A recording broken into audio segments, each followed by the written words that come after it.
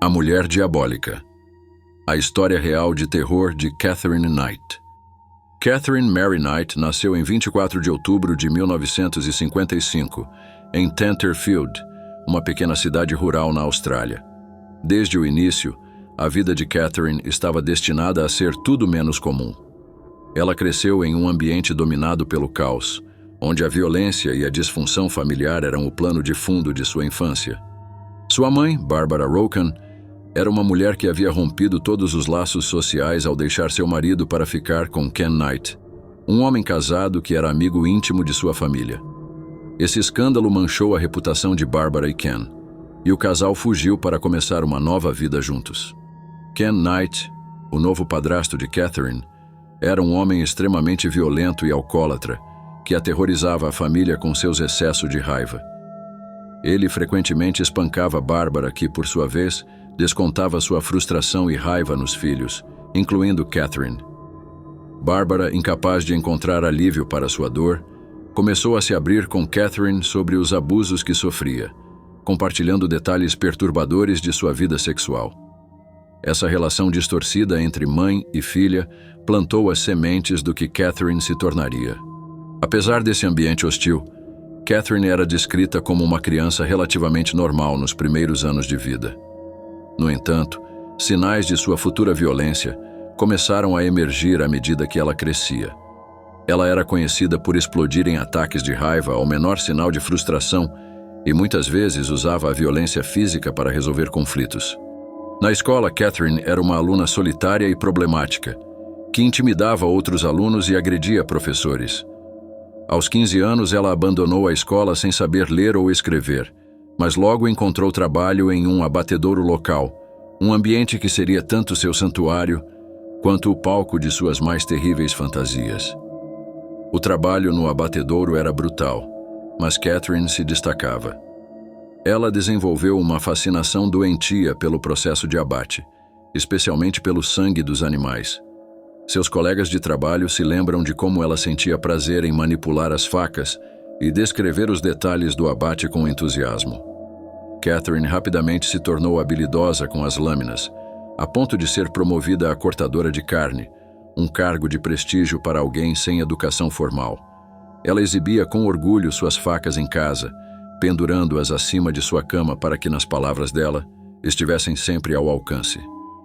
Esses instrumentos de trabalho se tornariam mais tarde as ferramentas de seus crimes mais brutais. Embora Catherine fosse temida por muitos, ela também tinha uma personalidade cativante que atraía os homens. Seu primeiro relacionamento sério foi com David Kellett, um motorista de caminhão com problemas de alcoolismo e um histórico de relacionamentos conturbados. Catherine, com sua personalidade forte e agressiva, logo tomou o controle da relação. David era frequentemente a vítima de suas explosões violentas, mas também se sentia atraído pela intensidade de Catherine. Em 1974, os dois se casaram, mas o casamento foi marcado pela violência desde o início. Na noite de núpcias, Catherine tentou estrangular David porque ele adormeceu após apenas ter uma relação sexual, contrariando suas expectativas. Esse incidente foi apenas o primeiro de muitos episódios violentos em seu relacionamento. Apesar da violência constante, o casal teve uma filha, Melissa Ann, em 1976. No entanto, o nascimento de Melissa não trouxe paz ao relacionamento. A violência de Catherine só aumentou e David não aguentou mais. Ele fugiu, deixando Catherine sozinha para cuidar da filha. Abandonada e enfurecida, Catherine reagiu com ainda mais violência. Em um excesso de fúria, ela colocou sua filha recém-nascida em uma linha de trem e saiu correndo para ameaçar de morte um grupo de pessoas com um machado. Felizmente, um mendigo encontrou Melissa e a salvou momentos antes de um trem passar. Catherine foi presa e internada em um hospital psiquiátrico, mas foi liberada pouco tempo depois, com um diagnóstico de depressão pós-parto. A libertação de Catherine não marcou o fim de sua violência. Ela logo se envolveu em um novo relacionamento, desta vez com um trabalhador de matadouro chamado David Saunders. Assim como em seu casamento anterior, Catherine rapidamente dominou David com seu temperamento. No início, David era encantado por Catherine, mas logo percebeu o perigo que ela representava. Em um ato de pura maldade, Catherine cortou a garganta do cachorro de David na frente dele, apenas para mostrar o que aconteceria se ele a traísse. Aterrorizado, David deixou Catherine, mas isso não a impediu de continuar sua vida de violência. O próximo relacionamento de Catherine foi com John Chillingworth, outro trabalhador do matadouro. Eles tiveram um filho juntos, mas o relacionamento terminou após 3 anos, quando Catherine começou a se envolver com John Price, o homem que se tornaria sua vítima final. John Price era um homem respeitado e trabalhador, conhecido por sua bondade e generosidade. Ele tinha 3 filhos de um relacionamento anterior e era muito querido em sua comunidade. Quando Catherine entrou em sua vida, ela trouxe consigo uma tempestade de violência e destruição.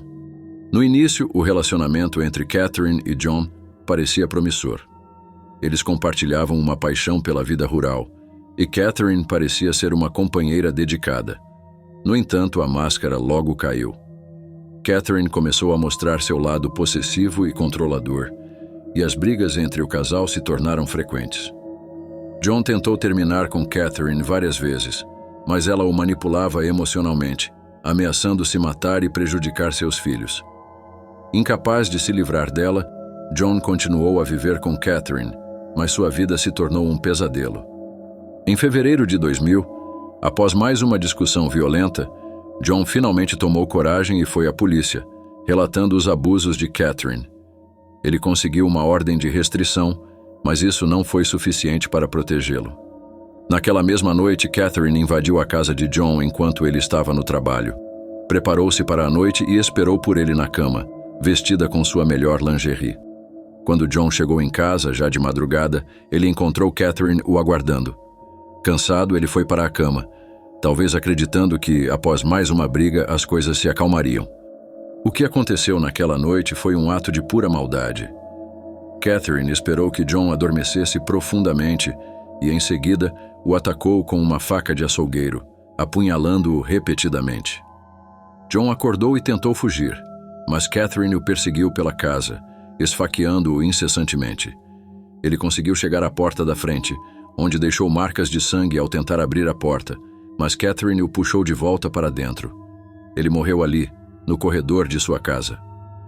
No entanto, o horror não terminou com a morte de John. O que Catherine fez a seguir chocou até mesmo os policiais.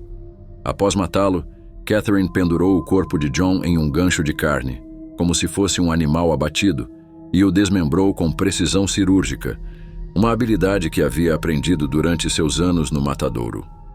Ela então removeu a pele de John e a pendurou na sala de estar, criando uma visão macabra que parecia sair de um filme de terror. Mas Catherine não parou por aí. Em um ato que desafia qualquer explicação racional, ela cortou partes do corpo de John e as cozinhou, preparando uma refeição bizarra com batatas, abóbora, abobrinha e repolho.